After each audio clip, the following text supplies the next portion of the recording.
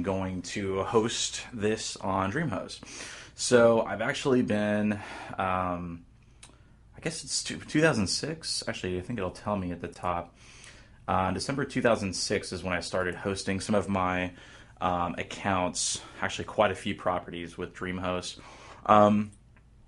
So both from a DNS management standpoint and also a hosting standpoint, they're actually really good.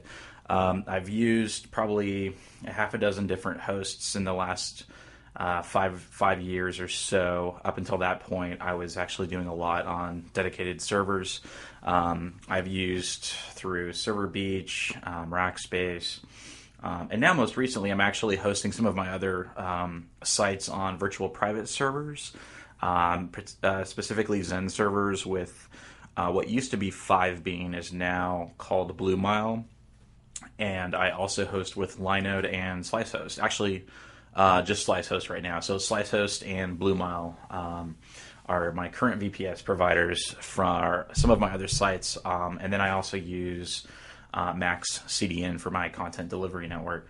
But anyway, I'll talk about all that stuff another time. Right now, I just wanted to talk about the first video. If you didn't see it, I was just talking about starting from the very beginning. Register the domain name at GoDaddy, and now I'm actually going to be setting it up on Dreamhost. So I've actually already logged in and I've started that setup process. So I won't walk you through the entire thing because depending upon who you host with, it's probably going to be a little bit different. If you do want to sign up with Dreamhost, I actually have a coupon code you can use, which is blog10, BLOG10. It'll save you $10 a year off annual hosting and $20 a year off 2-year hosting. So you can also use the link below to sign up if you want to get that deal, or register who you might already have a host with. So if you want to follow the process I'm going through with Dreamhost, it makes it easy. But otherwise, it's going to be very similar. So once I've actually set up the host, it usually takes, depending upon your ISP, anywhere from 4 hours to a whole day to actually resolve the name server. So as you can see here, and you can also see on the screen what my username and password is, but that's okay because I'm going to change it anyways. So I'm not really too concerned about that. But as you can see here, after I registered the domain name, it gives me 3 different name servers to use. So those are the name servers that you're going to want to plug in to your either GoDaddy or Network Solutions or wherever you actually registered your domain name through. These are the name servers that you will use. And the way that works is basically when someone types in the URL for Scattered Blogger, it'll go out to their ISP and it'll check with their DNS or parent DNS servers to say, hey, I've got a request for scatteredblogger.com. What is that? And it can actually say, it'll actually go out and resolve. And there's what's called a name server record that will live with Dreamhost that says, I have that domain name over here. I've got it, hosted on one of my servers. And it knows that because of these name server addresses, the ns1.dreamhost.com and ns2 and ns3. Those are basically there to store records, which say, hey, this domain name, scatteredblogger.com, actually lives on this web server over here with an IP address of, 203. Blah blah blah blah blah blah blah blah. So that's the whole process. So if you're ever registering domain names and if you've never really hosted before, that's what DNS is. It's a domain name server is what it stands for, and the NS1, that's a name server. So there's different types of records that will help servers determine where to send information, whether it be an NS for a name server record and an MX for a mail exchange record, an A record or reverse record. We'll get into all that later. I don't really want to get too involved with that right now, but I just wanted to touch on it since it is part of the process. Anyone who sets up a website of any sort has got to follow this process of registering the domain name,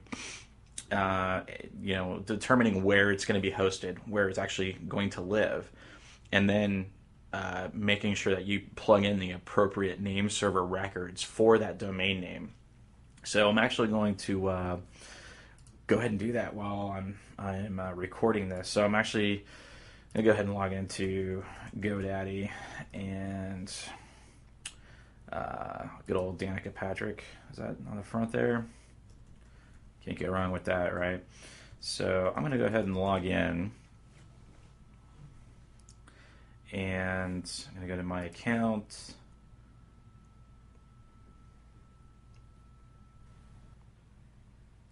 So once you're logged into the main screen for your domain, and you can see here it's scatteredblogger.com is who I'm actually going to do the changes for, there is this drop down here that says name servers. So I'm going to say set name servers, and by default they'll be like part 17, blah, blah, blah, which resolve to the GoDaddy server. So I'm going to say I have specific name servers I want to use.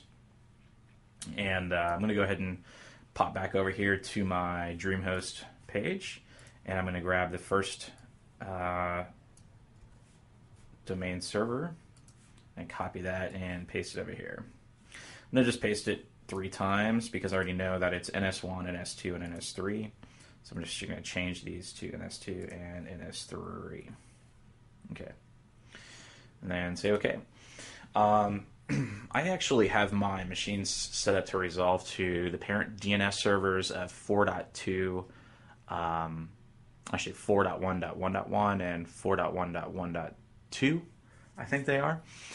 So they resolve pretty quickly, but I'm gonna do that in a separate video of actually